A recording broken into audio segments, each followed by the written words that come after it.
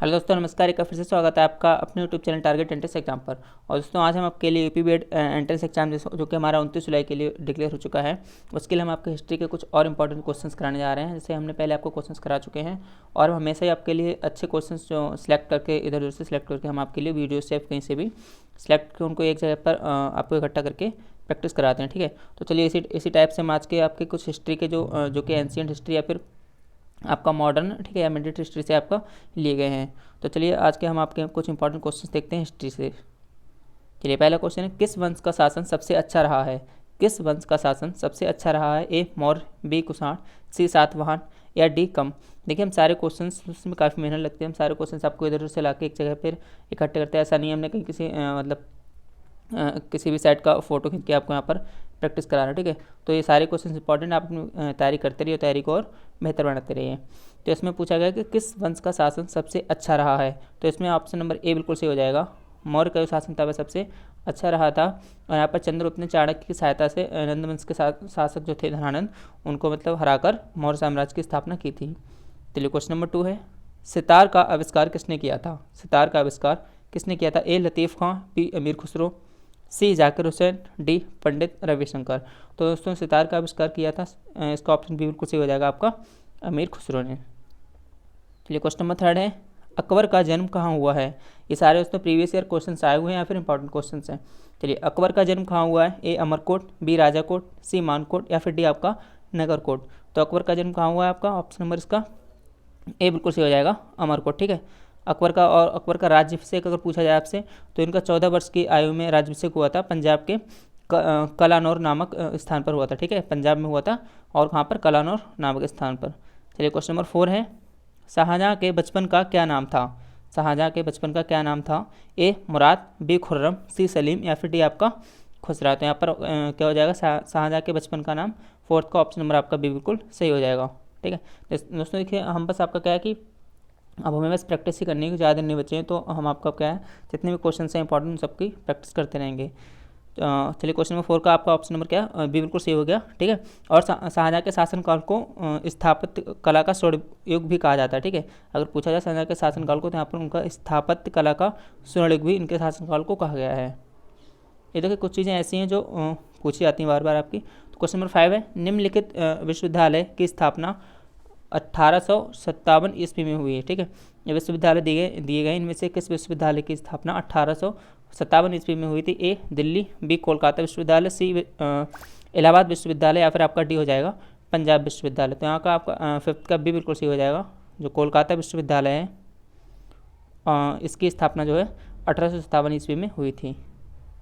चलिए question number 6 है, चित्रकारी किसके शासन के काल के दौरान अपने उच्चतम स्तर पर पहुंचे? ठीक है, या फिर हम कह सकते हैं चित्रकारी को कब बढ़ावा मिला, तो ये शासन किसके शासन का उच्चतम स्तर पर पहुंचे? यहाँ पर ए अकबर, बी औरंगजेब, सी जहांगीर या आपका डी हो जाएगा शाहजहाँ। तो यहाँ पर आपका 6 का ऑप्शन नंबर सी बिल्कुल सही हो जाएगा, जहांगीर। ठीक है, जहांगीर के शासनकाल में जो चित्रकारी थी वह अपने उच्चतम स्तर पर पहुँची। चलिए क्वेश्चन नंबर 7 है, भारत में मुगल साम्राज्य के संस्थापक कौन थे? भारत में मुगल साम्राज्य के संस्थापक कौन थे? अकबर, अलाउद्दीन खिलजी, हुमायूं या फिर बाबर। तो 7 का ऑप्शन नंबर आपका डी बिल्कुल हो जाएगा, बाबर। बाबर ने पानीपत के जो प्रथम युद्ध हुआ था 1526 ईस्वी में, इसमें इब्राहिम लोदी को पराजित कर भारत में, किसे? इब्राहिम लोदी। ठीक है, इब्राहिम लोदी जो है इन्हें पराजित कर भारत में मुगल वंश की स्थापना की थी। चलिए क्वेश्चन नंबर 8 है, सत्यमेव जयते लिया गया है। ये क्वेश्चन पहले भी अगर आपने पिछले प्रैक्टिस सेट्स किए होंगे तो उसमें भी था कि सत्यमेव जयते कहाँ से लिया गया है। ठीक है, तो इसका ऑप्शन आपको पता ही होगा, ऑप्शन नंबर डी बिल्कुल सही है यहाँ पर। ठीक है, 8th का ऑप्शन नंबर डी यहाँ पर हो जाएगा, मुंडकोपनिषद से आपका सत्यमेव जयते लिया गया है। चलिए क्वेश्चन नंबर 9 है, मानव ने सर्वप्रथम किस फसल का उपयोग किया? मानव ने सर्वप्रथम किस फसल का उपयोग किया? ए जौ, बी चावल, सी गेहूँ या फिर डी आपका कपास। तो 9th का ऑप्शन नंबर यहाँ पे आपका ए बिल्कुल सही हो जाएगा, जौ। ठीक है, मानव ने सर्वप्रथम किस फसल का उपयोग किया? जौ।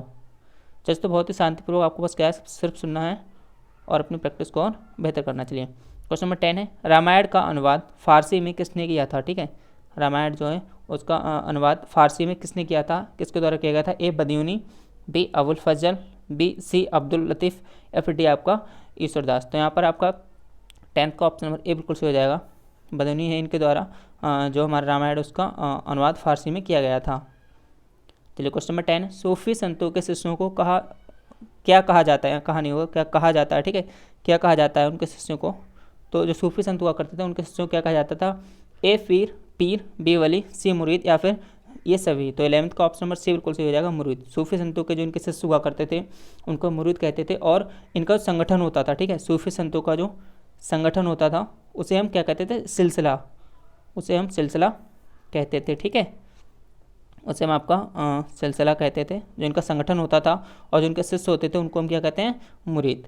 चलिए क्वेश्चन नंबर 12 है, महमूद गजनवी ने भारत पर कुल कितने आक्रमण किए, 15, 16, 17 या फिर 19। तो यहाँ पे 12th का ऑप्शन नंबर सी बिल्कुल सही हो जाएगा। यहाँ पर महमूद गजनवी ने भारत पर 17 आक्रमण किए थे। चलिए क्वेश्चन नंबर 13 है, भारत का प्रथम गवर्नर जनरल कौन था, भारत का प्रथम गवर्नर जनरल कौन था, A lord Ripon, B lord Canning, C Warren Hastings, या फिर डी आपका लॉर्ड विलियम बैटिंग। तो यहाँ पर 13 का ऑप्शन नंबर डी बिल्कुल सही हो जाएगा, लॉर्ड विलियम। यहाँ पर ए आपके भारत के प्रथम गवर्नर जनरल थे।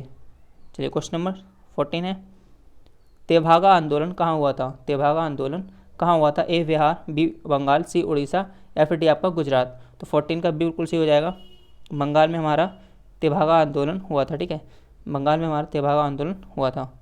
चलिए क्वेश्चन नंबर 15 है, योग दर्शन का प्रवर्तक किसे माना जाता है, योग दर्शन का प्रवर्तक किसे माना जाता है, ए बाबा रामदेव को, सी दयानंद सरस्वती को, या फिर सी पतंजलि, या डी आपको गौतम। यहाँ पे 15 का ऑप्शन नंबर सी बिल्कुल सही हो जाएगा। ये क्वेश्चन पहले भी हम आपको करा चुके हैं, पतंजलि हैं, इन्हें योग दर्शन का प्रवर्तक कहा जाता है। क्वेश्चन नंबर 16 है, देखिए ज़्यादा डिटेल में नहीं जा रहे हैं हम, क्या आपको बस प्रैक्टिस करा रहे हैं, तो ज़्यादा डिटेल में नहीं जा रहे हैं, आप क्वेश्चन की प्रैक्टिस करिए और अपनी तैयारी को और बेहतर बनाते रहिए।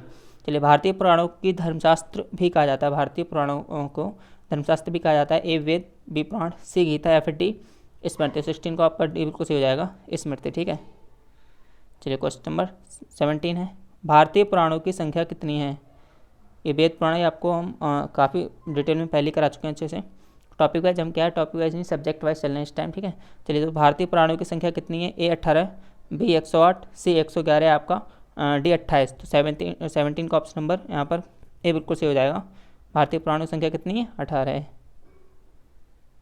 चलिए क्वेश्चन नंबर 18 है, गुलाम वंश का संस्थापक कौन था, गुलाम वंश का संस्थापक कौन था, ए जलालुद्दीन फिरोज खिलजी, बी गयासुद्दीन तुगलक, सी कुतुबुद्दीन ऐबक, या फिर डी इनमें से कोई नहीं। तो 18 का ऑप्शन नंबर आपका सी बिल्कुल सही हो जाएगा, कुतुबुद्दीन ऐबक, ठीक है, कुतुबुद्दीन ऐबक। और तो इसे आपका लाख बख्श भी कहा जाता था, ठीक है, ये लाख बख्श के नाम से भी जाना जाता है, क्योंकि ऐसा कहा जाता है कि ये बहुत दयालु था, मतलब लाखों का दान करने वाला, ठीक है, इसलिए इसको क्या है कि कुतुबुद्दीन ऐबक को लाख बख्श भी कहा जाता है।